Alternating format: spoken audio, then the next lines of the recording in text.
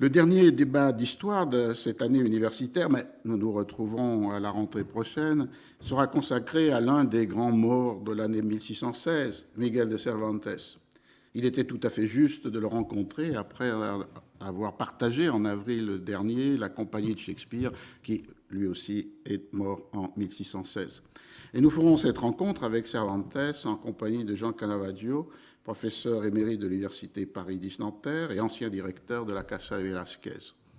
Jean Canavaggio est l'un des plus grands spécialistes de Cervantes, auquel il a consacré de nombreux ouvrages et articles. Je mentionne seulement 3 de ses livres qui ont jalonné ses études cervantines. Tout d'abord, en 1986, une biographie de Cervantes, considérée comme la plus importante depuis celle publiée en 1913 par Fitzmaurice Kelly. Cette biographie a été rééditée par Fayard en 1997 et elle est traduite en de nombreuses langues, dont l'espagnol, bien sûr. En 2001, il a dirigé les 2 volumes des œuvres romanesques complètes de Cervantes, c'est-à-dire la Galatea, Don Quichotte, les Nouvelles exemplaires et les travaux de Persillès et Sigismunda. C'est 2 volumes qui ont été publiés par Gallimard dans la bibliothèque de la Pléiade. Et pour cette édition, il a traduit lui-même le Don Quichotte. Cette traduction, d'ailleurs, du Don Quichotte vient d'être rééditée en un volume séparé qui ne comprend que Don Quichotte et non les 3 autres œuvres que vous pouvez trouver dans l'édition complète. En 2005, il a publié un livre fondamental consacré à l'histoire des réceptions, des interprétations, des appropriations de Don Quichotte. Publié par Fayard, cet ouvrage a pour titre Don Quichotte du livre au mythe, 4 siècles d'errance. Ces 3 ouvrages ne donnent qu'une idée bien maigre de l'œuvre de Jean Canavaggio, qui a écrit sur le théâtre du siècle d'or, sur l'Espagne au temps du Quichotte et sur la littérature espagnole plus généralement, puisqu'il en a coordonné une histoire qui a été publiée chez Fayard en 2 volumes en 1993 et 1994. Il n'est donc pas de meilleur guide pour dévider quelques fils de la vie de Cervantes. Je crois que nous pourrons en suivre 4. Le premier, ce serait celui de la présence de l'écrivain dans son œuvre, puisque peut-être plus que d'autres, Cervantes, soit directement dans des dédicaces, des prologues, soit dans les fictions, a utilisé, mobilisé, déplacé sa propre existence. Un second fil pourrait être celui qui lie la vie au livre, c'est-à-dire le fil des géographies de Cervantes, des géographies de lui-même, du voyageur, du soldat, du captif, et aussi les géographies de la fiction et les espaces dans lesquels il fait se mouvoir les héros qu'il imagine. Un troisième fil nous amènera évidemment à une grande question, beaucoup débattue, complexe, celle de la religion et plus généralement de la pensée de Cervantes. Était-il l'humanisme chrétien qu'ont voulu certains ou un catholique très inspiré par les dévotions de la contre-réforme? Nous le verrons avec Jean Canavaggio. Et finalement, une grande question, peut-être la plus fondamentale, pourquoi l'histoire, puisque c'est ainsi que Cervantes désigne son livre, l'histoire narrée dans Don Quichotte est devenue l'œuvre fondatrice du roman moderne? Est-ce que c'est parce la manière dans laquelle elle est écrite qui nous conduit à cela?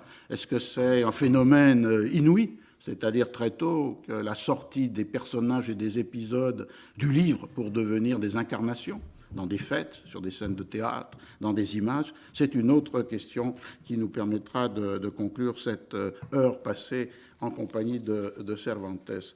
Mais pour commencer, Jean Canavaggio, et pour ouvrir cette question de l'autobiographisme, c'est une expression que vous avez employée à propos de Cervantes, je voudrais citer 2 textes, qui sont 2 textes très émouvants, très rares finalement chez les écrivains des XVIe et XVIIe siècles, qui sont des textes écrits par Cervantes au seuil de sa mort, qui survient le 22 avril 1616. On dit souvent que c'est le 23, mais le 23, comme vous l'avez montré, c'est la date de la sépulture et qui était donnée comme la date du décès. Ce qui me faisait dire la fois dernière avec François Larocque qu'aucun des 2 grands morts d'avril 1616 est vraiment mort le 23 avril. Cervantes est mort le 22 et Shakespeare vivait dans un calendrier qui n'était pas celui de Cervantes et donc serait mort dans le calendrier de Cervantes le 3 mai. Mais au seuil de la mort, Cervantes achève les travaux de Persillès et Sigismunda, un livre moins connu, mais nous reparlerons ce matin. Et dans la dédicace au comte de Lemos, il écrit « Hier, j'ai reçu l'extrême-onction. Aujourd'hui, j'écris ceci. Le temps est court, l'angoisse grandit, l'espoir s'amenuise, et en dépit de tout, je soutiens ma vie du désir que j'ai de vivre, et voudrais bien en reporter les bornes jusqu'au bonheur de baiser les pieds de votre Excellence, car il se pourrait que la joie de vous revoir bien portant en Espagne me rende la vie. Mais s'il est décrété que je la doive perdre, qu'il en soit selon la volonté du ciel. Et sans doute le lendemain, puisque là, ce texte est du 19 avril, il a donc reçu l'extrême-onction la veille, le 18 avril, peut-être le lendemain, dans le prologue qu'il adresse à son amantissimo lector, son lecteur très affectionné, il le conclut par « Le jour viendra peut-être où, renouant ce fil brisé, je dirai ce qui me vient par ici et que je sais qu'il eût fallu dire. Adieu, grâce de l'esprit, adieu, plaisanterie, adieu, mes gais amis. Sur le point de mourir, j'emporte le souhait de vous revoir bientôt, content dans l'autre vie. » Alors, Jean Casimir, cela nous ouvre à cette question, puisque de tels textes, sans doute de mise en littérature, mais en même temps très proches d'une réalité très profonde, là, les derniers moments, conduisent à cette idée que peut-être beaucoup plus que d'autres, Cervantes s'est projeté dans les textes qu'il a écrits. Ici, nous sommes face à des textes de préliminaires, dédicaces, préfaces, mais aussi dans l'œuvre. Et c'est un thème qui vous a... que vous avez accompagné tout au long de vos écrits, cette idée de l'autobiographisme de Cervantes. Effectivement, j'avais commencé par un article que j'avais intitulé « Cervantes à la première personne ». Alors, toute la question, c'est celle de ce « je » qui est Cervantes, qui dit être Cervantes et qui s'exprime dans ces textes que vous évoquiez. Alors, je crois qu'il ne faut pas commettre d'anachronisme, c'est-à-dire que Cervantes n'est pas Jean-Jacques Rousseau. Cervantes n'invente pas l'autobiographie, l'autobiographie laïque, si vous voulez. Et il n'est pas non plus Thérèse d'Avila, c'est-à-dire qu'il ne nous offre pas un livre de sa vie pour répondre à la demande de ses confesseurs. Bon. Donc, il se met en scène à travers un certain nombre de textes. Alors, il y a ceux que vous avez évoqués, la préface de la Galatée, les deux préfaces de Don Quichotte, la préface des Nouvelles Exemplaires qui est extrêmement riche parce qu'elle s'ouvre sur un autoportrait qui est le seul portrait authentique que nous ayons de Cervantes. Et puis, vous avez ces deux magnifiques passages que vous avez cités, que vous avez lus. Il y a aussi un poème à, disons, saveur autobiographique qui s'appelle Le Voyage au Parnasse, qui est l'histoire d'un voyage imaginaire que fait Cervantes jusqu'au Montparnasse, où il retrouve des bons et des mauvais écrivains, et qui s'achève sur une adjunta al Parnasse, une sorte de supplément au Parnasse, où il nous donne un certain nombre disons, d'indications et de renseignements sur sa vie et son œuvre, en particulier sur son goût du théâtre, sa passion du théâtre, et cette passion contrariée parce que les comédiens ne voulaient plus jouer ses œuvres. Alors, tout cet ensemble doit être considéré avec beaucoup d'intérêt, mais aussi avec une certaine circonspection, puisque, encore une fois, il s'agit d'une mise en scène. Donc, ce n'est pas le Cervantes sujet que nous aurions pu rencontrer si nous avions été le contemporain de cet écrivain. C'est un Cervantes médiatisé par une écriture, et une écriture qui obéit à des codes qui ne sont pas toujours les mêmes. Et puis, alors, il y a aussi, comme vous l'évoquiez tout à l'heure, une dimension, je dirais, autobiographique dans certains textes, certains passages, certains fragments, notamment dans Don Quichotte, où le personnage qui prend la parole est une sorte de double de Cervantes.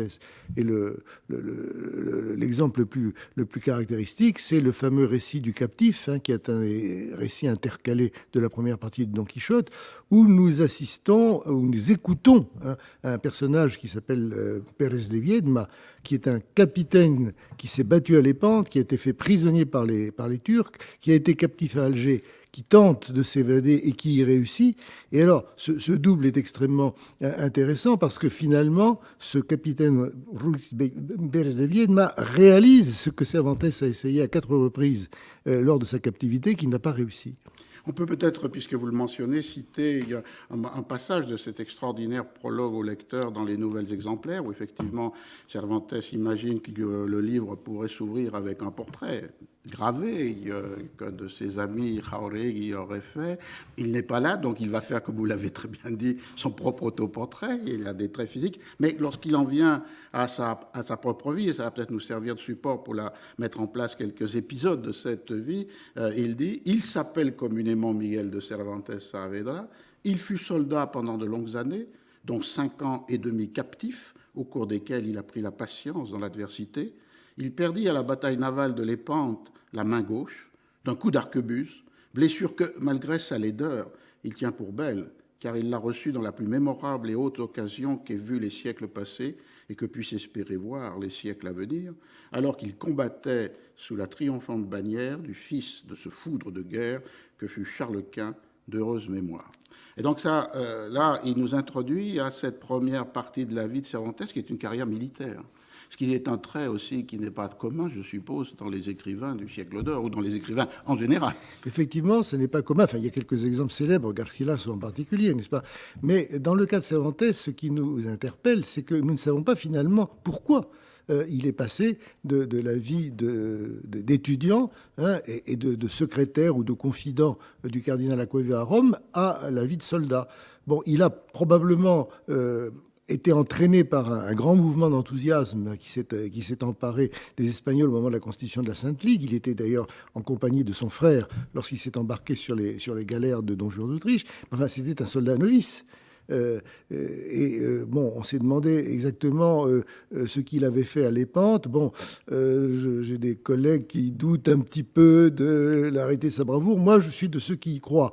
Bon, ce qu'il semble, si vous voulez, c'est qu'il était chargé de la garde, enfin de la protection de ce qu'on appelait l'esquif, c'est-à-dire la chaloupe. Et il avait vraisemblablement un rôle passif, c'est-à-dire il n'était pas de ceux qui allaient sauter sur le pont de la galère adverse. Bon, et c'est dans ces conditions qu'il a été blessé. Mais il ne faut pas du tout mésestimer son courage, parce qu'on sait qu'il était malade, il avait la fièvre au moment où la bataille allait commencer, il était dans l'entrepont et il a tenu à monter sur le pont, à se battre avec les autres. Et ça, je crois qu'il n'y a pas de raison de mettre en doute ce courage. Donc là, nous sommes en 1571, c'est la grande bataille de Lépante, il avait joint l'armée peut-être l'année précédente. Et d'ailleurs, cela ouvre une question. Le surnom était, ou le nom de Cervantes, El Manco de Lépante. Mais que signifiait le fait qu'il était cette blessure à la main? Parce que j'ai été frappé quand on voit au XVIIIe siècle des portraits qui n'ont pas de rapport nécessairement avec l'individu. Ils hésitent beaucoup sur la représentation de du bras gauche. Quelquefois, c'est Manco au sens de manchot, il n'a pas de main, et d'autres fois qui est plus près de ce qu'il dit là, avec cette idée que cette blessure est laide, Féa dans le texte. Elle est la main très estropiée, inutile, et d'où la main souvent cachée, mais qui n'est pas ce qu'on appellerait un manchot au sens strict. Non, on ne lui avait pas coupé la main, en quelque sorte. Il avait une sorte d'incapacité, en quelque sorte, de se servir de cette main atrophiée. Heureusement, la main gauche, et il n'était pas gaucher. Et alors, après cette bataille, il y a quelques campagnes, y compris à Tunis, et il y a ce moment clé que vous avez évoqué, qui est le moment de la capture par les pirates barbaresques, en 1575. Voilà. Alors, qu'est-ce qui se passe là? Alors, Cervantes décide de rentrer en Espagne. Bon, parce qu'il est certain qu'en dépit des campagnes auxquelles il a participé après Lépante, il ne pouvait pas être sur le champ de bataille comme s'il n'avait pas été blessé. Donc, quelle fonction exerçait-il comme soldado aventajado? On ne le sait pas très bien. Bon. Donc, il décide de rentrer en Espagne et il veut recevoir la récompense de ses services. Il est porteur de lettres de recommandation, dont une lettre de Don Juan d'Autriche. Il s'embarque à Naples en compagnie de son frère, et la galère sur laquelle il s'embarque, enfin la flottille dont on fait partie de cette galère, va louvoyer le long des côtes pour regagner l'Espagne. Mais elle est dispersée par la tempête, et la sienne se retrouve à la hauteur des côtes catalanes, à la hauteur de Cadaqués, et c'est là que surgissent les galères barbaresques. Le capitaine de la galère dans laquelle était Cervantes se bat vaillamment, je crois même qu'il est tué dans la bataille, et puis Cervantes et ses compagnons sont faits prisonniers. Et c'est là où on trouve l'autre forme d'autobiographie que vous évoquez, c'est-à-dire non pas dans les préliminaires, mais dans les textes de la fiction eux-mêmes, parce que cette histoire en 3 temps, une capture, un temps de détention, pour Cervantes 5 ans, des tentatives réussies ou non d'évasion, et finalement un rachat par les Trinitaires, l'ordre de la Trinité, c'est un thème qui est présent dans les 3 éléments liés ou séparés, à la fois dans le Don Quichotte, comme vous le rappeliez, mais aussi dans beaucoup des nouvelles exemplaires. Dans les nouvelles exemplaires et dans le théâtre. puisqu'il y a au moins 2 pièces qui s'inspirent de la captivité, tout en, disons, recréant le décor de la captivité avec des éléments romanesques. La vie à Alger, Los Tratos de Argel, qui est une de ses premières pièces, et Los Baños de Argel, les bagnes d'Alger, qui est une des pièces du recueil de 1615, c'est-à-dire une des pièces qu'il aurait voulu faire jouer, qu'il n'a pas pu faire jouer. Et puis, il y a également, dans le nouvel exemplaire, il y a un exemple intéressant, celui de l'espagnole anglaise, n'est-ce pas, où le héros Ricaredo est fait prisonnier par les barbaresques et reparaît miraculeusement à la fin de la nouvelle pour retrouver l'élu de son cœur, qui, elle, est passée par d'autres péripéties. Bon. Et puis, il y a également l'amant généreux et l'amante libérale, qui est l'histoire d'un enlèvement, d'un rapt sur les côtes de Sicile, et où on voit le protagoniste rejoindre par amour celle qu'il aime, mais qui ne veut pas de lui, et qui donc va participer avec elle à des péripéties, d'ailleurs quelquefois burlesques, dans une île de Chypre que Cervantes n'a probablement pas connu directement, mais qu'il recrée à travers les souvenirs de ses compagnons. Et alors, retourner en Espagne, et dans cette recherche, c'est là où il y a une partie de la vie de Cervantes assez éloignée de la littérature, dans un sens.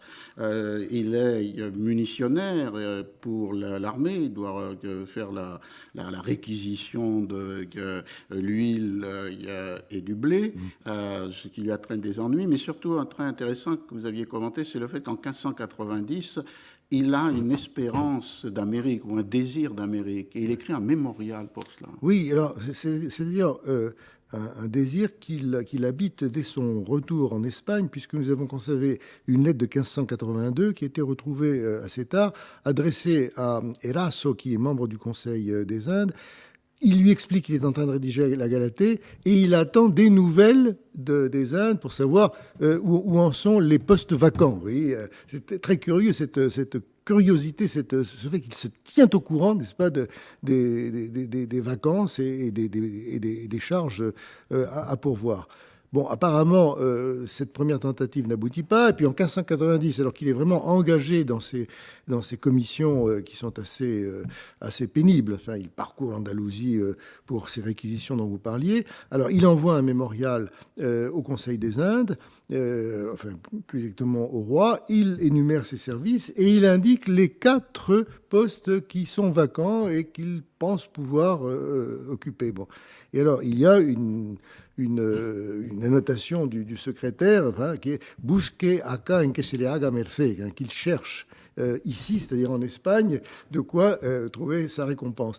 Alors, bon, on a considéré ça comme une espèce de fin de non-recevoir. Bon, on s'est aussi interrogé sur les arrière-pensées. On s'est dit, peut-être était-il descendant de juifs convertis, par conséquent, c'est une des raisons pour lesquelles... Mais là, ce sont des hypothèses. Bon, on peut aussi tout simplement penser que, étant donné l'âge de Cervantes, étant donné ses infirmités, bon, ça n'avait pas grand sens de l'expédier de l'autre côté de l'océan.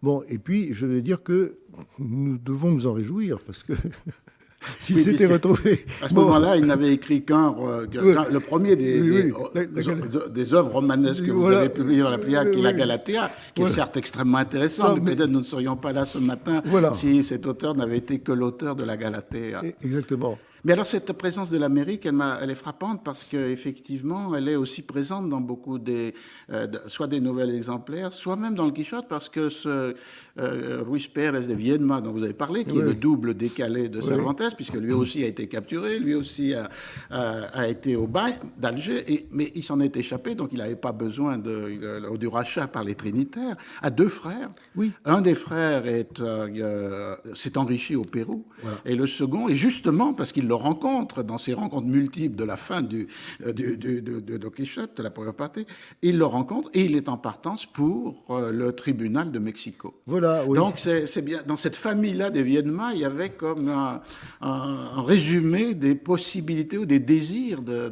Cervantes. Tout à fait, il est auditeur de justice et il va rejoindre son poste en compagnie de sa fille, et sa fille a un amoureux qui était le voisin d'en face, et qui l'accompagne déguisé en muletier. Donc c'est le point de départ encore d'une de ces nouvelles intercalées assez charmantes d'ailleurs, et où on voit cet auditeur de justice qui brusquement se dépouille de tous ses attributs pour devenir le père d'une jeune fille à qui un jeune garçon demande la main. Alors, ce qui est amusant, c'est que cet auditeur de justice a une certaine, comment dirais-je, une certaine importance sociale, mais le jeune homme, lui, est beaucoup plus important puisque c'est le fils d'un titulo.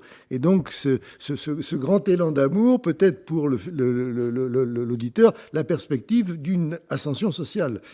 Donc, on le voit tout à fait partagé par des... Oui, là, auditeur, c'était le sens d'un membre d'un tribunal, voilà. Oidor, du tribunal de Mexico. Mais donc, l'Amérique est très présente. Elle est présente aussi dans Le Ruffian Bienheureux, qui est une pièce, enfin une sorte de comédie de saint, dont le héros, Cristobal de Lugo, commence par être une sorte de pícaro, enfin de vaurien à Séville, mais il accompagne ensuite son maître, l'inquisiteur Tello de Sandoval, au Mexique, et il meurt en odeur de sainteté à Mexico. Et le deuxième et le troisième acte de la pièce se passent précisément à Mexico. Et c'est un personnage qui a une base historique. Et aussi des personnages qui reviennent enrichis. Alors le frère de Viedman est resté au Pérou, oui.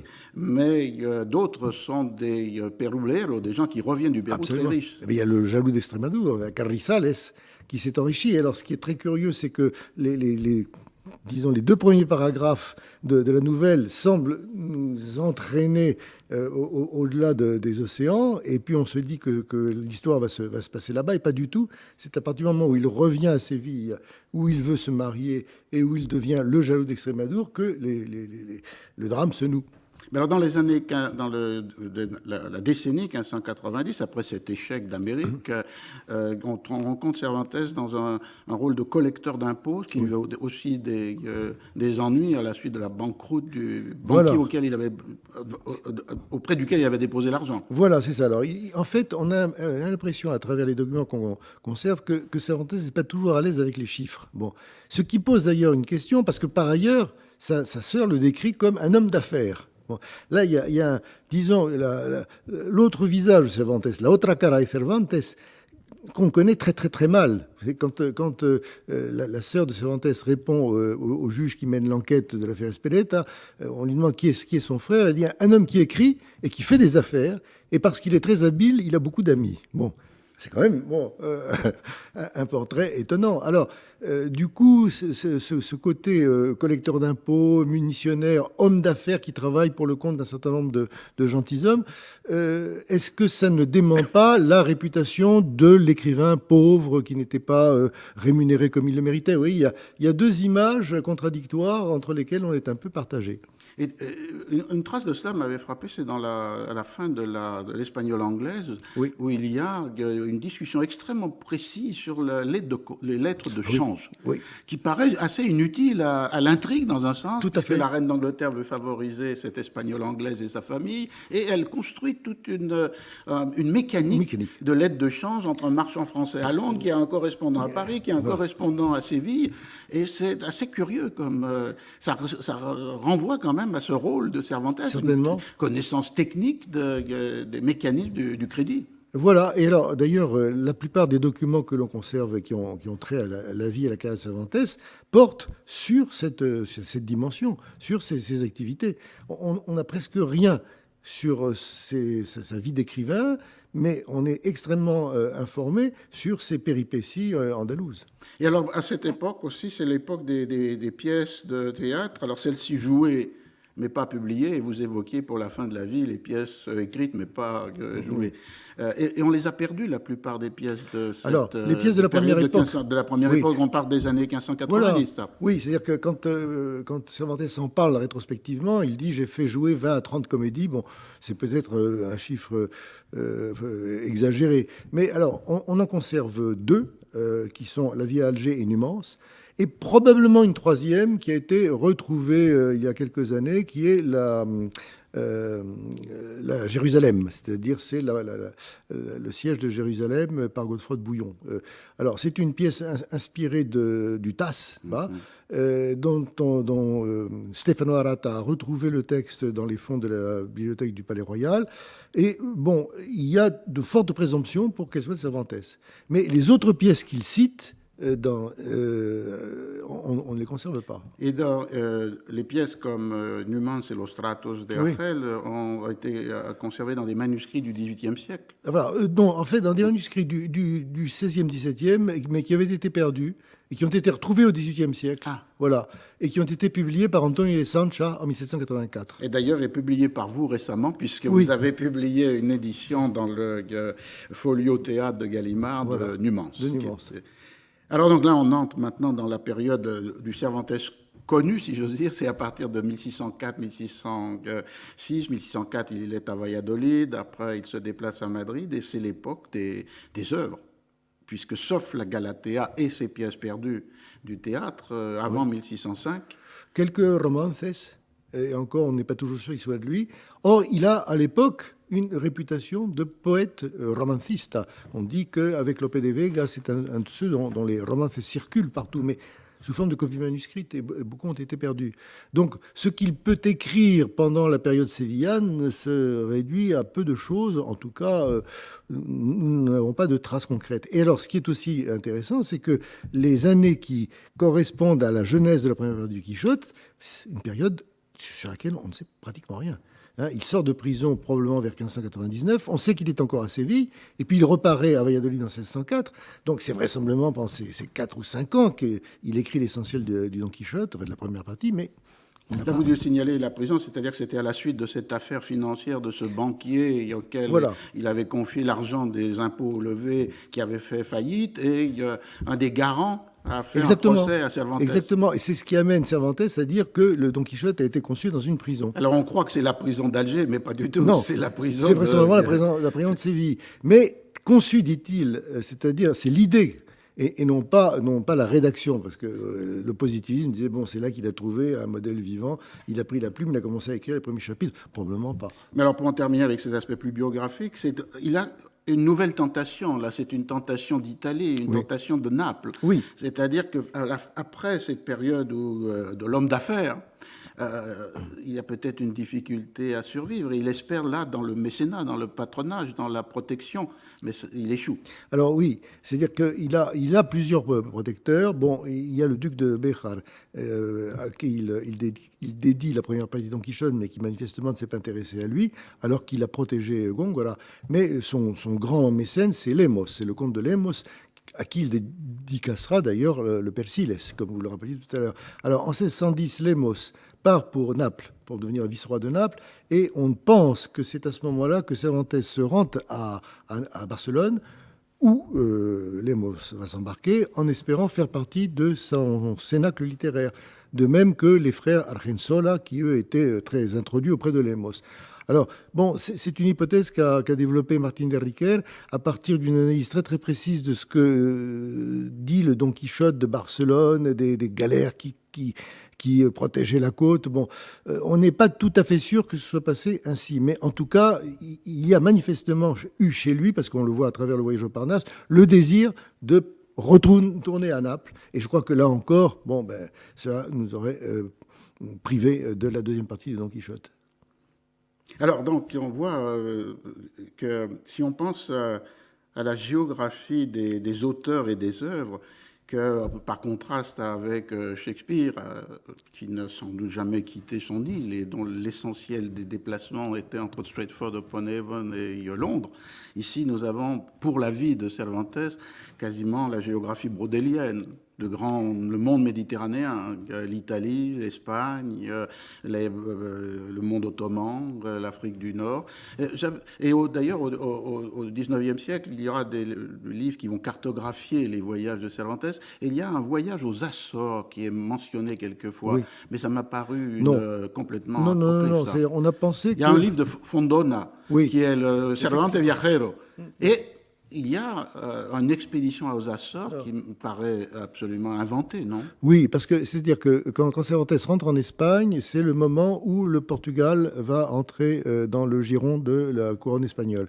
Alors Philippe II se rend à Tomar, et d'ailleurs il semble que Cervantes se soit justement rendu là-bas pour recevoir une mission d'un mois qu'il a effectuée à Oran. Mais tous les Portugais ne sont pas d'accord. Bon, et il y a un personnage qui s'appelle le prieur de Crato, qui revendique la couronne et qui, en quelque sorte, organise une résistance. Cette résistance va être réduite par Philippe II et par le duc d'Albe. Et le dernier bastion de cette résistance, ce sont les Açores. Alors, ce qui est vraisemblable, c'est que le frère de Cervantes, Rodrigo, s'est battu là-bas.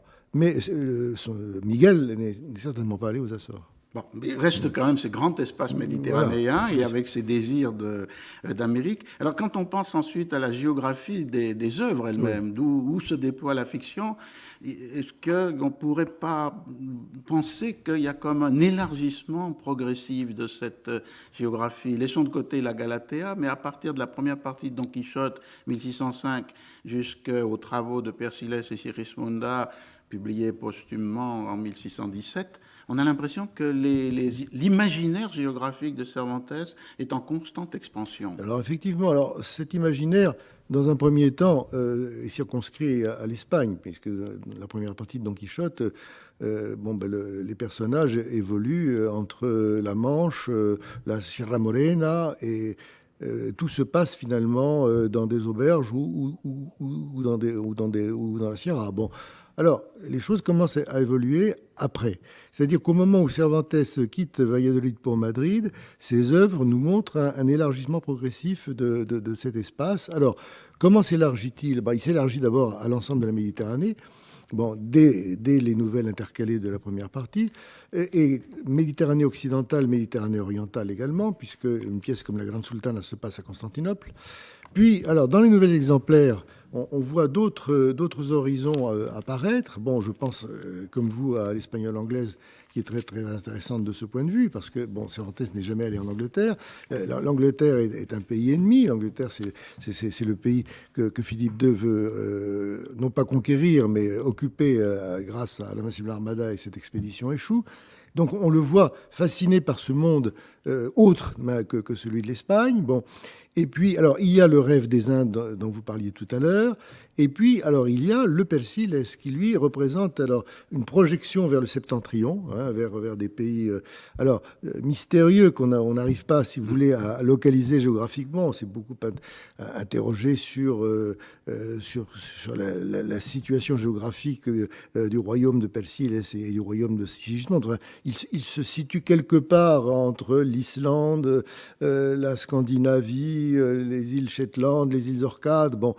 Et alors, il y a un contraste frappant entre ces lieux où peuvent se produire des choses assez étonnantes, une sorte de merveilleux vraisemblable, n'est-ce pas, qui s'inscrit dans cet espace, avec des monstres qui apparaissent, avec des sacrifices humains, et voilà. Et puis des personnages qui circulent à ski aussi, ce qui est quand même assez étonnant à l'époque. Et puis, quand les deux pèlerins, le couple qui se fait passer pour frère et sœur, qui en réalité sont des amants, se rendent à Rome. Ils passent par Lisbonne et par l'Espagne, et c'est une autre géographie qui prend le relais de ce septentrion.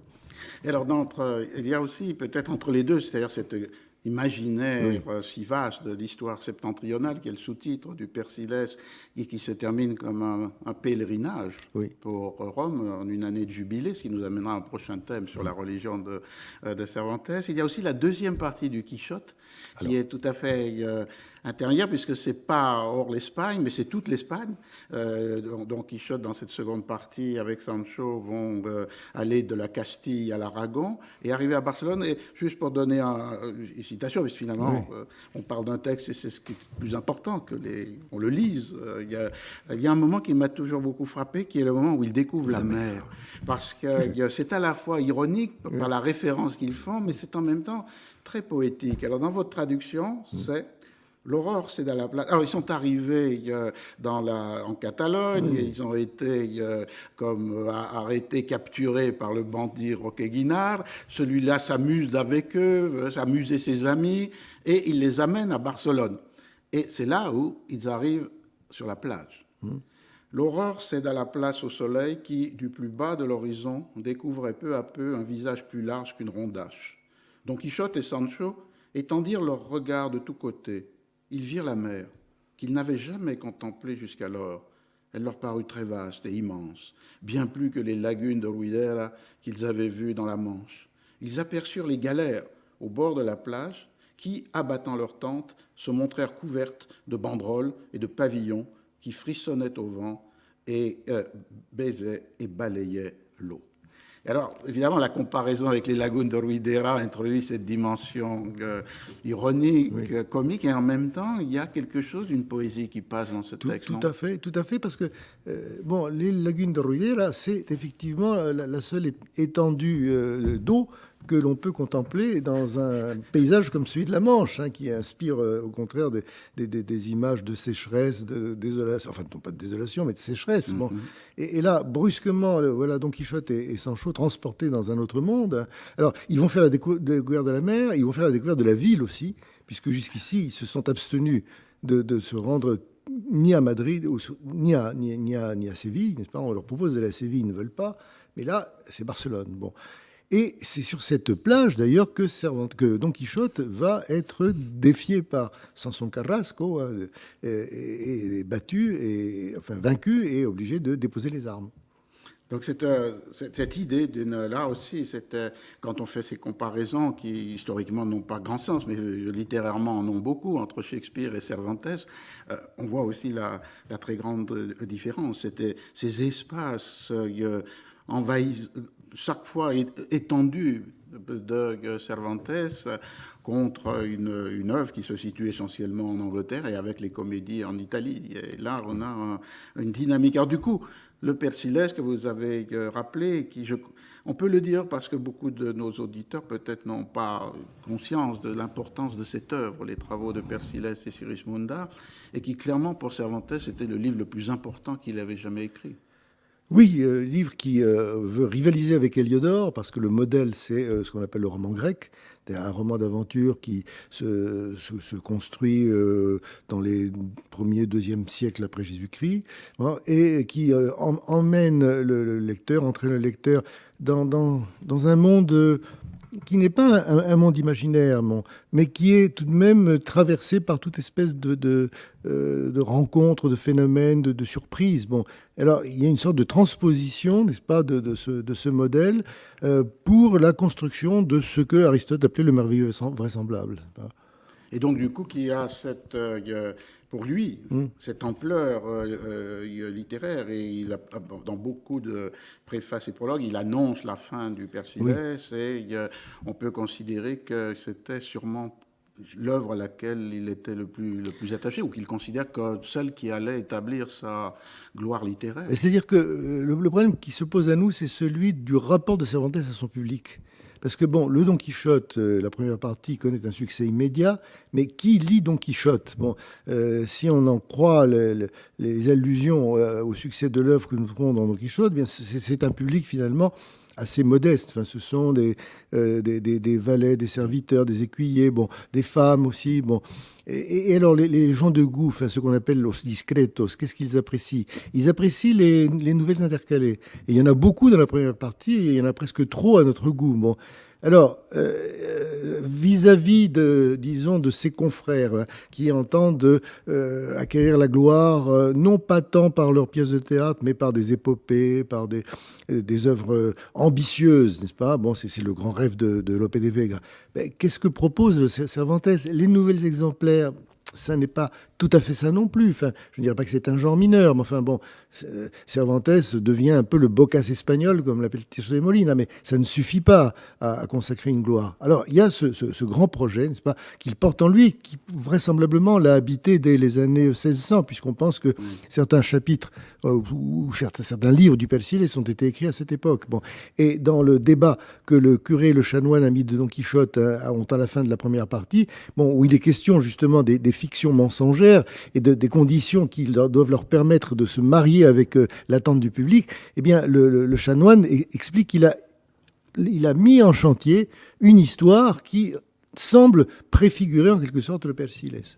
Alors, à la fin du Persillès, à partir de la troisième partie, lorsque, comme vous l'avez dit, ils ont abandonné ces horizons nordiques mystérieux, magiques, inquiétants, pour arriver à Lisbonne, les deux héros et ceux qui les accompagnent se transforment en pèlerins. Ils changent de vêtements, ils vont traverser à pied toute l'Espagne, la Languedoc et la Provence, et ils arrivent à Rome. Une année de jubilé. Et cette fin a pu être rapprochée d'un engagement d'une dévotion de la contre-réforme de Cervantes qui, dans les dernières années de sa vie, entre dans des congrégations comme la congrégation des esclaves du Très Saint-Sacrement, ou devient un membre du tiers-ordre de Saint-François.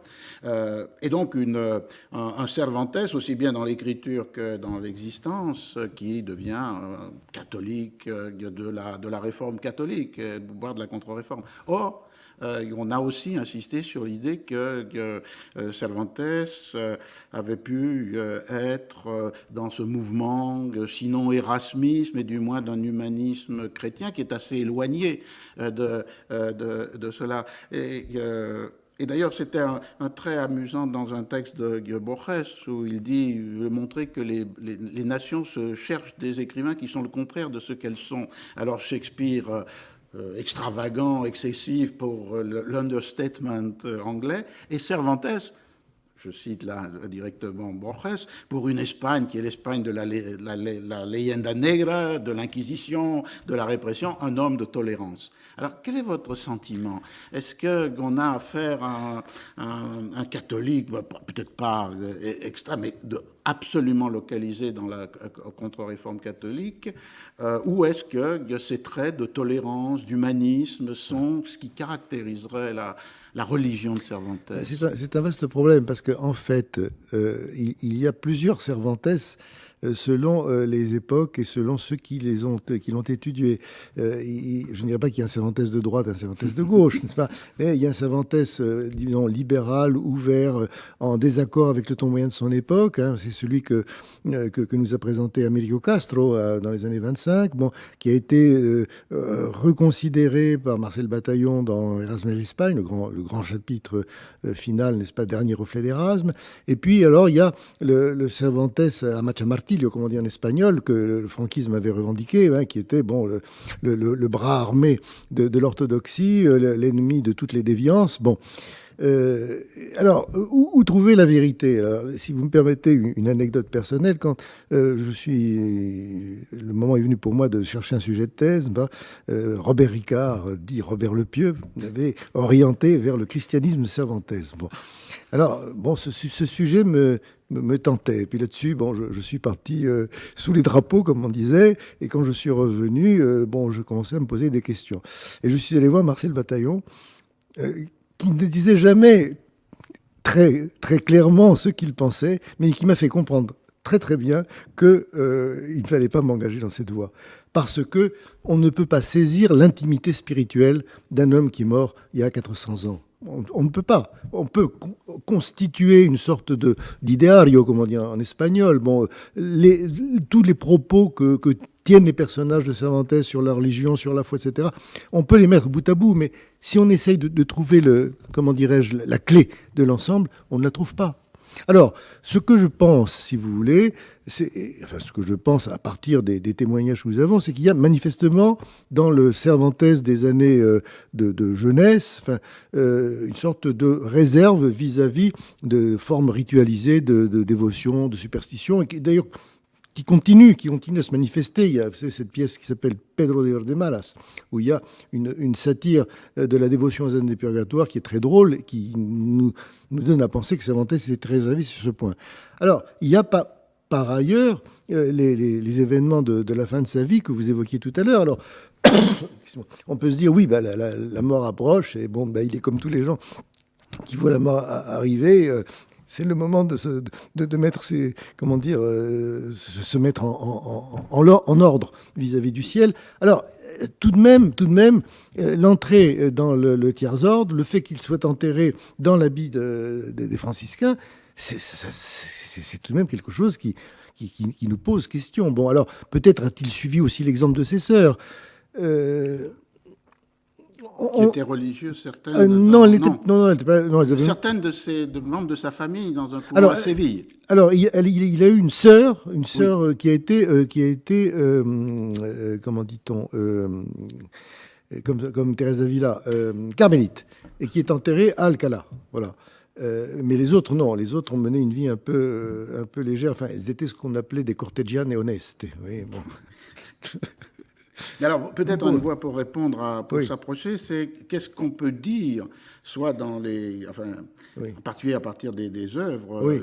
du rapport de Cervantes avec deux grands phénomènes qui sont Oui. essentiels pour l'Espagne du siècle d'or. D'une part, les conversos, Oui. ces juifs convertis de force ou parfois plus rarement de gré après l'expulsion de 1492, et le rapport avec les moriscos, les morisques, qui Oui. sont ces musulmans convertis là aussi de gré ou de force, et qui seront expulsés en 1609. Voilà. Le thème des morisques est très présent dans l'œuvre. Tout à fait. Tout à fait. Alors, et comment il est traité? Alors, le thème de Maurice, il est traité dans plusieurs textes, n'est-ce pas? On le trouve dans les Nouvelles Exemplaires, on le trouve dans le Don Quichotte, on le trouve dans le Persiles. Alors, on a un peu le sentiment, si vous voulez, que Cervantes est confronté à une situation qui s'est dégradée parce que, entre le moment où les morisques ont été autorisés à rester en Espagne à condition de se convertir, et le moment où Philippe III décide l'expulsion, on n'a pas tenté, si vous voulez, une pastorale qui aurait été susceptible de leur permettre de s'assimiler. Autrement dit, on les a laissés un peu en déshérence parce que c'était généralement des bergers, des agriculteurs. Bon. Et bon, ils ont conservé leurs rites, leurs pratiques cultuelles. Certains, vraisemblablement, continuaient d'être, disons, des musulmans clandestins. Bon. Et alors, il y a un phénomène qui se produit à ce moment-là, c'est la complicité dont on les accuse avec les barbaresques qui étaient certainement réels dans un certain nombre de cas. C'est-à-dire que les barbaresques venaient faire des razzias sur les côtes de Valence, de Murcie, et ils trouvaient des villages morisques et où il y avait des morisques, et ces morisques se faisaient les complices de ces rapts. Et c'est l'épisode qui est rapporté dans le Persiles. Bon. Mais, alors, ça ne justifie pas pour autant, si on se place du point de vue de Cervantes, l'expulsion massive, c'est-à-dire le fait que l'on considère toute une communauté comme coupable, n'est-ce pas, des comportements des uns et des autres. Donc, Cervantes n'admet pas cette expulsion massive et il le donne à comprendre à travers des épisodes comme celui que vous avez écrit tout à l'heure, c'est-à-dire la prophétie rétrospective, n'est-ce pas, de ce Maurice qui dit « Ah, mais voilà le châtiment, le juste châtiment que nous méritons, mais je savais bien que les choses devaient se passer ainsi. » Bon. Donc je crois qu'il y a là une ironie sous-jacente, mais je ne pense pas que Cervantes ait pu, disons, concevoir la possibilité d'une véritable assimilation des morisques. Peut-être que le personnage du Quichotte, de Ricote, qui était un voisin de Sancho, que Sancho rencontre dans la deuxième partie, après son échec comme gouverneur de l'île de Barataria, incarne ce que vous venez de dire. Tout à fait. Parce que d'un côté, je vais peut-être lire ce passage, il condamne ces co-religionnaires qui n'ont pas été des chrétiens sincères, mais de l'autre côté, il y a toute une chaleur de rencontre entre Sancho et Ricote. Ils étaient voisins, ils vont boire ensemble pendant cette nuit, ils vont parler, et voilà ce qui dit Ricote. Ce fut, me semble-t-il, une inspiration divine qui poussa Sa Majesté à mettre à effet une résolution aussi hardie, c'est-à-dire l'expulsion de 1609. Non que nous fussions tous coupables, car il y en avait parmi nous qui étaient de vrais et fidèles chrétiens. Mais ils étaient si peu nombreux qu'ils ne pouvaient s'opposer à ceux qui n'étaient point. Et il n'était pas bon de nourrir le serpent dans son sein, les ennemis étant à demeure. Finalement, c'est avec une juste raison que nous fûmes condamnés à l'exil, peine douce et légère de la vie de certains, mais d'une autre la plus cruelle qui put nous être donnée, où que nous soyons, nous pleurons l'Espagne, car enfin, nous y sommes nés, et c'est notre patrie naturelle. Oui, je crois qu'il dit dulce c'est la mort de la patria. Enfin, bon. Alors effectivement, alors là, il fait référence à un phénomène réel, c'est-à-dire que les morisques ont été transportés par mer jusque sur les côtes d'Afrique du Nord parce que l'Espagne était plus en guerre avec ses voisins, donc la libre circulation maritime était possible, mais ils ont été très très mal reçus. Ils ont été dépouillés de tout ce qu'ils avaient et ils n'ont pas du tout prospéré. Et alors, ce qu'il faut aussi rappeler, c'est que Charles Quint et Philippe II s'étaient opposés à l'expulsion des morisques, qui était réclamée par certains. Et si Philippe III y a consenti, c'est d'abord parce qu'il était incité par sa femme et puis par l'archevêque de Valence, et puis aussi parce que les barons valenciens qui employaient ces morisques comme fellah ont été dédommagés. Alors donc on voit là l'ambivalence, la difficulté. Mais alors, une question que j'avais toujours voulu vous poser, comment vous interprétez le fait qu'à partir du chapitre 9, l'auteur de Don Quichotte est un historien arabe, Sidi Hamété Ben Enkheli? Est-ce que c'est simplement parce que c'était une fiction, d'ailleurs pas toujours liée avec des auteurs arabes, mais une fiction récurrente des romans de chevalerie qui était attribué à des auteurs et l'auteur réel découvrait le manuscrit? Ou est-ce qu'il y a quelque chose de plus dans, dans le fait d'attribuer, puisque, je le rappelle pour les auditeurs, à la fin du chapitre 8, le récit s'interrompt, le lecteur qui est en train de lire est désespéré, il voudrait connaître la suite, il va donc chercher une suite du manuscrit.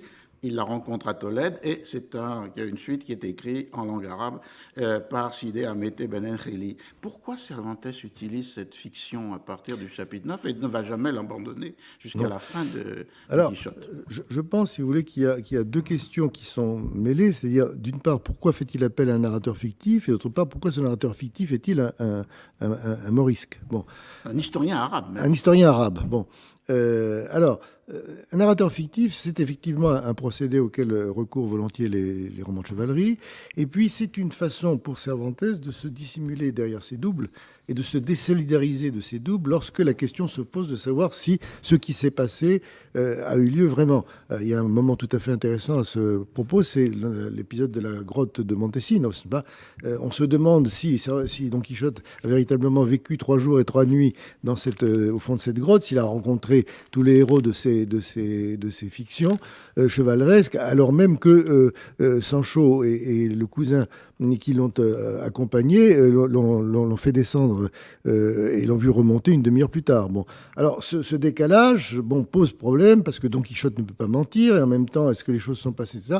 Donc, c'est à Cide Hamété Ben Enkheli que Cervantes s'en remet. Bon, alors, il s'appelle Cide Hamété Ben Enkheli. Alors, Cide, c'est le seigneur, Ahmed, c'est celui qui loue le seigneur. Ben Enkheli, Sancho propose une étymologie, c'est celui qui aime les aubergines, Ben Enkhenas, parce que les morisques passaient pour aimer les aubergines. Simplement, du point de vue étymologique, Ben Enkheli, Ben Enkhenas, ça ne marche pas. Alors, il y a l'hypothèse Ben Shlem Marci que je trouve très intéressante, c'est-à-dire Ben Engel, c'est le fils de l'Évangile. Donc, ce mort, cet historien arabe, étant le fils de l'Évangile, est en réalité le double de Cervantes. Oui. C'est un arabe chrétien, mais qui ne le dit pas.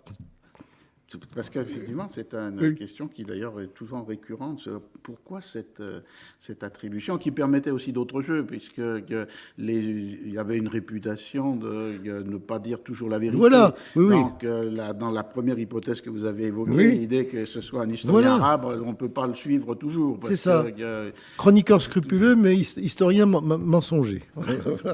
Alors, l'autre question, peut-être moins présente immédiatement dans l'œuvre, c'est le rapport avec les conversos.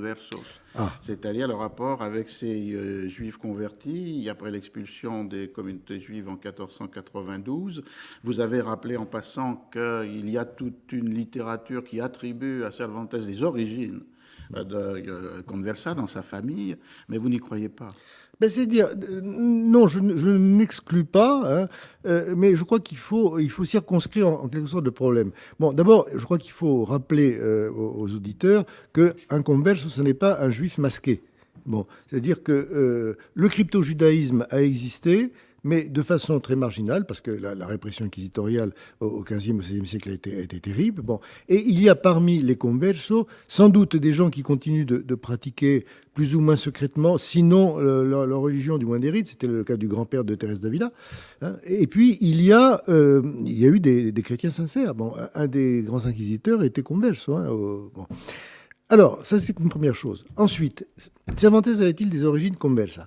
Je pense qu'il devait en avoir du côté des Torreblanca, parce que son grand-père, Juan de Cervantes, avait épousé une Torreblanca qui appartenait à une famille de médecins de Cordoue. Alors, vous savez, médecin à Cordoue à l'époque, bon. C'était en général lié à cette origine. Exactement. Mais alors, je ne crois pas qu'il faille en faire une sorte de clé qui nous donnerait le sens de toute l'œuvre de Cervantes. Alors évidemment, Castro a beaucoup insisté dans ce sens, en opposant une Espagne majoritaire, une Espagne minoritaire, une Espagne de caste, n'est-ce pas, où les minoritaires, comme Cervantes, seraient des gens qui vivraient, il y a une expression, vivir desviviendo, qui vivraient de ne plus vivre, enfin, qui en auraient ressenti une espèce de, comment dire, pas seulement de mélancolie, mais de repliement lié à leurs origines. Ça, je n'y crois pas trop. C'est pas ce qui se dégage de l'œuvre de Cervantes. Si on pense au cas de Matteo Aleman, dont on sait qu'il était converso, qui était le contemporain exact de Cervantes, bon, son œuvre est tout à fait différente. Et on ne va pas dire que l'un était converso, il n'était pas, et que voilà la clé de l'histoire.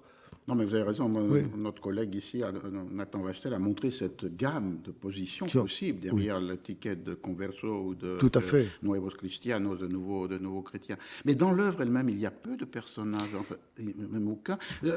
Juste une référence en passant, c'est le moment où justement on trouve ce manuscrit de Sidi Hamete Ben Enreli. Alors le narrateur-auteur a besoin de quelqu'un qui le traduise, et il rencontre justement un Morisque qui connaît l'espagnol.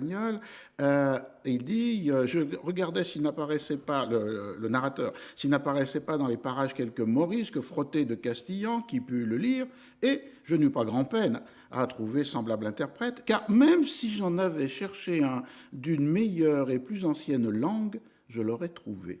Donc il fait allusion évidemment à l'hébreu et à la présence du... Mais à part ce trait en passant, je ne me rappelle pas. Oui. Cette absence, est-ce qu'elle a une signification quelconque par rapport à la conversation que l'on vient d'avoir et par rapport à cette idée peut-être d'origine conversation, mais qui n'aurait pas du tout été la matrice de l'écriture Là, j'avoue que je suis sans réponse parce que j'imagine mal, si vous voulez, un écrivain comme Cervantes faisant d'un converso le protagoniste d'une histoire. Bon, ce que nous avons à l'époque, ce sont des écrivains d'origine juive, et qui ont continué de pratiquer leur religion, notamment au théâtre, et qui mettent en scène, par exemple, des épisodes de la Bible ou des personnages bibliques. Bon, là, disons qu'il y a une sorte de rappel indirect, de clin d'œil.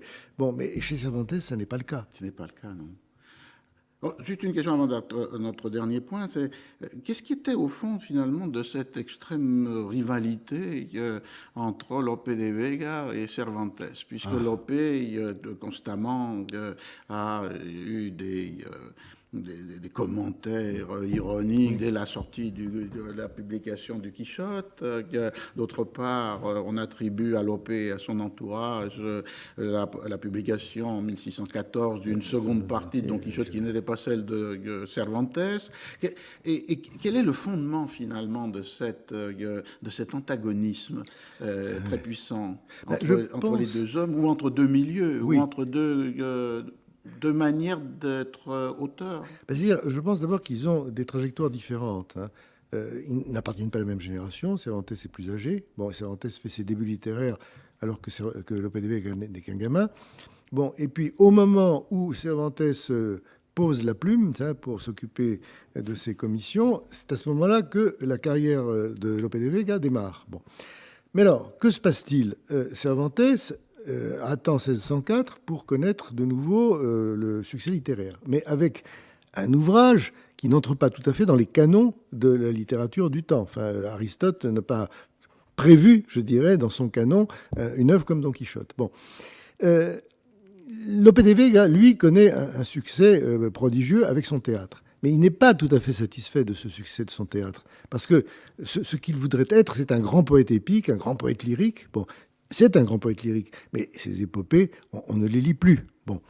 Donc, il y a chez Lope de Vega un besoin de reconnaissance que Cervantes ne partage pas, et dont Cervantes se moque. Bon. Et inversement, lorsque Lope de Vega s'essaye à la prose, écrit des nouvelles, ces nouvelles ne supportent pas la comparaison avec celles de Cervantes. Donc, ils sont constamment en décalage, et du coup, dans ce petit monde de la République des lettres, n'est-ce pas, les satires, les piques se multiplient. Alors, le dernier mot de Cervantes, c'est le Persiles, mais c'est en même temps l'échec de son théâtre. hein. Et le dernier mot de Lope de Vega viendra beaucoup plus tard. Bon, je crois. Et puis ce sont deux tempéraments différents. Alors, on a un peu tendance, si vous voulez, à charger Lope de Vega et à faire de Cervantes une victime.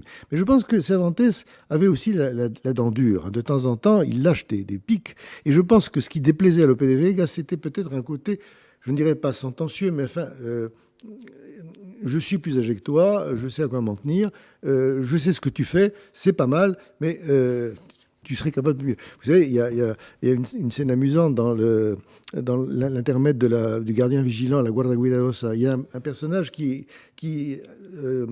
improvise un poème sur les pantoufles de celle qu'il aime. Bon.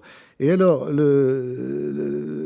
des personnages qui dit « Ah, je croyais que c'était Lope, comme sont toutes les choses qui sont belles ou le paraissent. » Hein, oui, l'expression es de Lope. Es de Lope, oui. Mais alors là, il a tourné voilà, en ridicule, que son oparecen buenas. Comme un peu dans la préface de la seconde partie de Don Quichotte, où il dit qu'il n'aurait jamais voulu faire de tort à un auteur si vertueux, alors que Lope n'avait pas forcément la réputation d'être très vertueux avec les comédiennes. Et où il se moque de l'amas d'érudition de seconde main ou de troisième main. Dans la préface, y compris du Quichotte. Du Quichotte, alors, oui. Exactement. Alors, dernière question. Don Quichotte n'est pas un roman, c'est une historia, c'est une histoire. Et le mot novella, qui pourrait traduire roman, est employé uniquement pour des histoires brèves, d'ailleurs inscrites à l'intérieur du Quichotte. On a évoqué celle du captif qui s'est évadé d'Alger, on peut évoquer celle du Curioso Impertinente, qui est lu à haute voix par le curé et aux autres personnages. Donc ce n'est pas un roman, et pourtant, Don Quichotte est considéré comme le texte fondateur du roman moderne. Alors, comment vous expliquez cette transformation, cette mutation? Qu'est-ce qui, dans l'œuvre elle-même, a fait que l'œuvre est devenue la fondation de tout le roman moderne? Au XVIIIe siècle, il n'y a pas un seul romancier anglais qui ne ferait pas référence à Cervantes. Au XXe siècle, il n'y a pas un seul romancier latino-américain qui ne ferait pas référence à Don Quichotte. Qu'est-ce qui a fait que ce texte est devenu ce texte fondateur, finalement? C'est-à-dire, c'est un phénomène que j'ai essayé d'étudier dans le livre que vous évoquiez tout à l'heure, Don Quichotte du livre au mythe, mais je suis plus à l'aise pour le constater, l'analyser, que pour l'expliquer, si vous voulez. Ce qui est certain, c'est que, comme vous le disiez, lorsque Don Quichotte sort des presses, ce n'est pas un roman, personne ne le considère comme un roman, c'est un livre et c'est une histoire.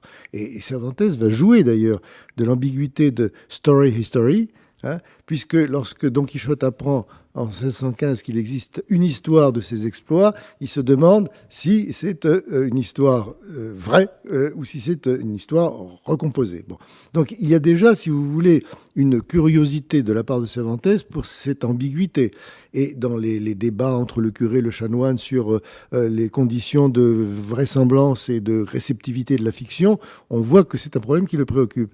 Alors c'est peut-être cela qui retient l'attention des romanciers anglais, de Fielding, de Smollett, de Sterne, n'est-ce pas?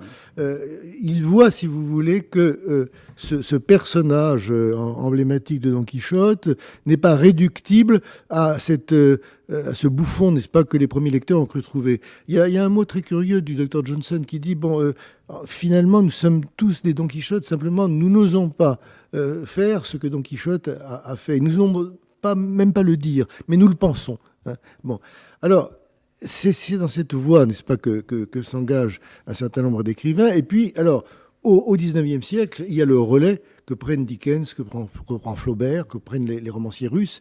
C'est-à-dire qu'ils découvrent, à travers Don Quichotte, une définition du roman qui est celle que propose Américo Castro quand il dit, je cite en français, le roman ne consiste pas en ce qui arrive à un personnage, mais dans la façon dont le personnage vit ce qui lui arrive. Donc cette espèce de renversement de perspective, de révolution copernicienne, qui fait qu'il y a une découverte de l'intériorité à travers les aventures d'un personnage ou d'un couple comme celui de Don Quichotte et Sancho.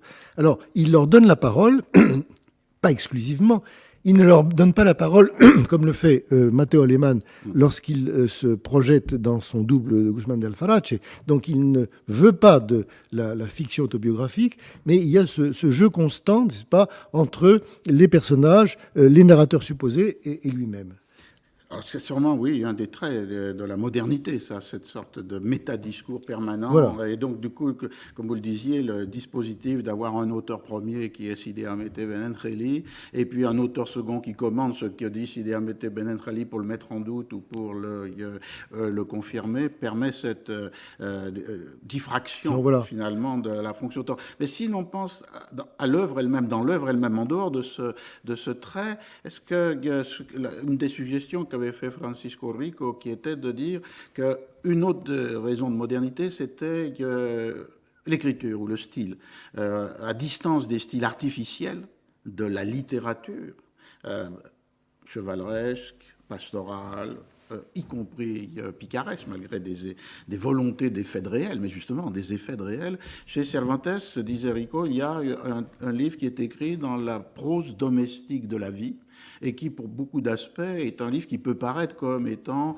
raconté, dit, le résultat de conversation, plus de l'écriture. Alors évidemment, ça n'exclut pas le fait qu'il y a un travail d'écriture de Cervantes, mais cette idée-là que le registre de la langue qui est employé, qui peut être varié selon les personnages, est dans un rapport de plus grande proximité avec le lecteur que les autres styles.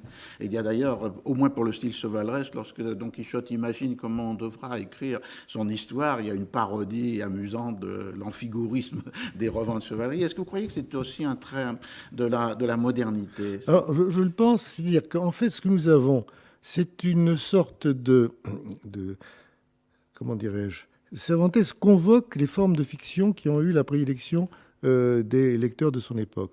Donc le roman chevaleresque, bien sûr, enfin, le livre de chevalerie, mais la pastorale aussi, puisqu'il y a une pastorale dans Don Quichotte. Et voilà, il y a l'histoire de Chrysostome et de Marcel, les épisodes pastoraux de la deuxième partie, le rêve que caresse Don Quichotte de se faire berger puisqu'il ne peut plus porter les armes comme chevalier. Bon, alors c'est une pastorale qui se nourrit de sa propre mise en question. De même que la fiction chevaleresque se nourrit de sa mise en question à travers également non seulement la parodie que Cervantes ne pousse pas systématiquement, n'est-ce pas, parce que la fable, enfin comment dire, l'imitation du style chevaleresque, Don Quichotte y renonce très vite et c'est tant mieux, bon. Mais à travers aussi les débats théoriques du curé, du chanoine, du barbier, etc. Et puis, alors la picaresque, nous avons sa mise en question dans l'épisode de Ginés de Pasamonte, qui Don Quichotte dit, on lui dit, il a écrit le livre de sa vie, est-ce que ce livre est terminé? Et Ginés répond, comment voulez-vous qu'il soit terminé puisque ma vie ne l'est pas. Bon. Alors que Guzmán de Alfarache n'a pas eu ses scrupules. Bon, il nous livre un récit rétrospectif de sa vie alors qu'il n'a pas encore fini la sienne. Bon. Alors, cette mise en question, elle se fait effectivement à travers un discours, enfin une forme d'écriture qui est celle que définit très bien Francisco Rico. Mais il y a peut-être aussi autre chose qui me semble contribuer à faire la modernité du Don Quichotte, c'est la façon dont Alonso Quijano devient Don Quichotte. C'est-à-dire qu'à la différence de Guzmán de Alfarache, Don Quichotte n'est pas prédéterminé. C'est un hobereau de village dont on nous décrit très, très brièvement la préhistoire, en quelque sorte, et qui, à partir du moment où il s'est mis à lire, décide de s'inventer un nouveau personnage et se crée ce propre personnage en disant « je sais qui je suis ». Et ça, c'est quelque chose, c'est un acte fondateur, qui est quelque chose de très neuf, je crois, dans la littérature de l'époque et la littérature postérieure. Et le dernier trait qui vous avez retenu dans ce livre de Don Quichotte, du roman mythe, c'était le fait qu'effectivement, pour la première fois, sans doute, les personnages, les épisodes sortent, et très vite, du livre lui-même. Et donc s'incarnent dans de multiples formes. Absolument. Dès 1605. La même année Tout à fait. de la publication. C'est un trait qui n'existe pas, je crois, dans la littérature antérieure. Non. Et qui ne reviendra que lorsque, dans le XVIIIe siècle, l'appropriation de Don Quichotte va inspirer les romanciers, ou les modes de réception du roman avec Pamela et les romans de Richardson. Absolument. Lorsque les personnages deviennent sur des éventails pour les femmes, sur des tableaux peints, sur des marionnettes. Alors ça, c'est une réalité puissante qui fait que... Et c'est une modernité, puisque beaucoup, aujourd'hui, on peut parler de livres qu'on n'a pas lus, on peut avoir des produits dérivés de films qu'on n'a pas vus. Et donc, il y a là quelque chose de très fascinant. Et oui, et qui tient en partie d'ailleurs au physique même de Don Quichotte, à ce graphisme fait qu'on le reconnaît immédiatement, l'identifie immédiatement, alors que les autres mythes disons, du monde occidental n'ont pas cette capacité, ni Hamlet, ni Faust, ni même Don Juan. Bon, ils peuvent emprunter des apparences variées. Et Don Quichotte, on ne peut pas, si vous voulez, le voir autrement que n'ont vu Daumier ou que l'a vu Picasso. Eh bien, nous allons donc conclure en invitant les lecteurs à retourner à l'édition que vous avez dirigée dans la Pléiade, des œuvres romanesques complètes, les 4 livres. Nous avons un peu négligé la Galatéa, les lecteurs pourront y entrer, mais en tous les cas, nous leur recommandons de bien sûr lire ou relire Don Quichotte, de prendre plaisir aux nouvelles exemplaires et de découvrir, je pense pour beaucoup, les travaux de Persillès et Sirismunda. Merci Jean Canavaggio. Merci à vous.